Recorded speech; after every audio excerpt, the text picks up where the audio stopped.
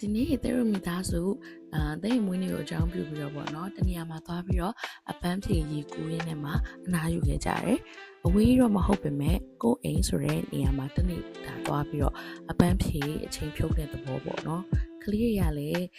နွေရာသီရောက်လာပြီဆိုတော့ပူလဲပူလာပြီရေလဲကူးနေတယ်ဆိုတော့ဒီနေရာကိုပဲသူတို့ရွေးချယ်ခဲ့ကြတာပါ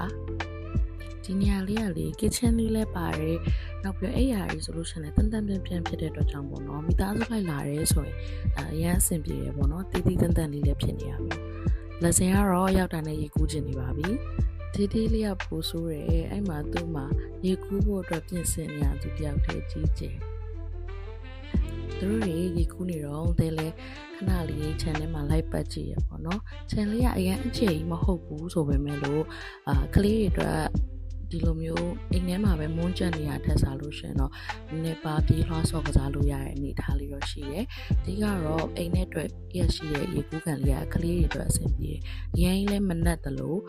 အရင်လည်းမတိမ်ဘူးပေါ့နော်။လူကြီးရောကလေးရောကူးလို့အဆင်ပြေတဲ့အနေအထားမျိုးလေးပါ။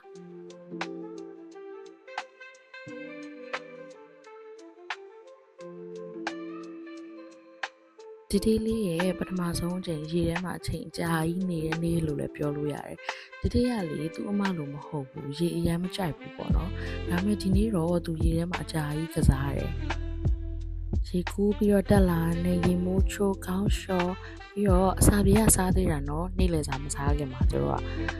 လေ pleasant လေးကတော့အမေကိုအရန်ကတ်တော့အမေချစ်လေးဒီဒီကတော့သူ့ရဲ့အဖေမှသူ့အဖေပေါ့နော်။ဒါကမွေးနေ့အတွက်ဆိုပြီးတော့အမျိုးသားကနေဆူတောင်းပေးတယ်ပြီးတော့ their lunch တူတူစားကြရပေါ့နော်ကလေးနဲ့အဲ့လိုမျိုးကလေးပူစီကိုလေးရှိရဆိုလို့ရှင် lunch ကိုငိမ့်ငိမ့်ထိုင်စားလို့မရပါဘူးလို့စားပြရတယ်သူတို့မောင်နှမနှစ်ယောက်မှာတက်လိုက်ဆင်းလိုက်နဲ့စောကြတယ်ပြီးတော့ channel မှာလည်းဘောလုံးတွေတော့ကန်တယ်ဒီဒီလေးကလေယောက်ျားလေးဆိုတာရမ်းပြီးသားတာပဲဘောလုံးတွေကားတွေမြင်သူ့မှာမနေနိုင်ဘူးရမ်းစောကြတာသမီးလေးကတော့လေနောက်ပိုင်းလူကြီးနည်းနည်းဆန်လာတယ်။မိန်းကလေးလည်းပိုဆန်လာတယ်ပေါ့နော်။နည်းနည်းလေးနင်းနင်းညံ့သိမ့်သိမ့်မွေ့နဲ့အဲ့လိုမျိုးလေးနေရတာသူသဘောကျတယ်ပေါ့နော်။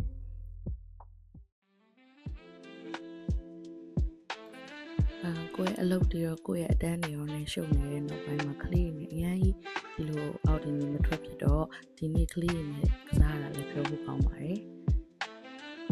ဒီလေးကတော့ကျမရဲ့အမွေလေးပါကျမရဲ့အမွေစိန်လေးပါဒီနေ့တခြားလူကြီးနဲ့တူလာတဲ့ကျမရဲ့ဒီလေးနဲ့လည်းကျမသိရပြီပါဒီကတော့ juice နဲ့ကျမကတော့ coffee နဲ့ပေါ့ coffee taste ဆိုပေမဲ့လည်းသူက coffee မတောက်တတ်တာလေနော်တယောက်ကိုပုံစံတစ်မျိုးနဲ့ကလေးတွေချစ်ဖို့တော့ကောင်းကြတယ်ငယ်လေးဆိုလို့ရှိရင်လည်းတနေ့ကိုပူကပ်ပြီးတော့တီတီတတာပြောတတ်တဲ့အရွယ်ဆိုတော့ဒါလေးကချစ်စရာကောင်းနေပြန်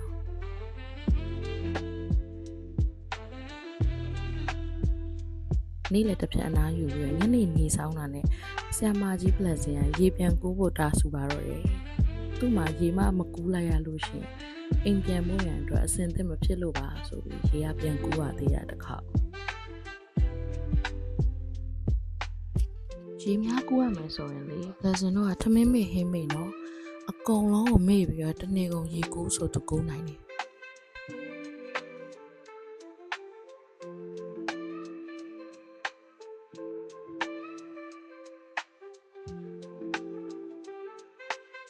မွေးနေ့ရှင်ဘသူဆိုတာမေ့သွားမှာဆိုလို့ရုပ်ကလေးတစ်ခါပြန်လာပြတာပါသူတို့တွေပြောနေတော့ကိုလည်းစိတ်ချမ်းသာတာပေါ့နော်ဒါတော့မောင်အိပ်ပြောပါဟောပြမယ်နိုင်တယ်ပြမနေ့ကလေးကနေလုံးဝရေပဲကူးရမပင်ပန်းလူတယောက်တော့ရှိတယ်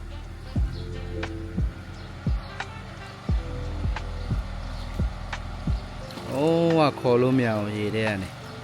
မပင်ပန်းတော့ရှော့ကူးနေတဲ့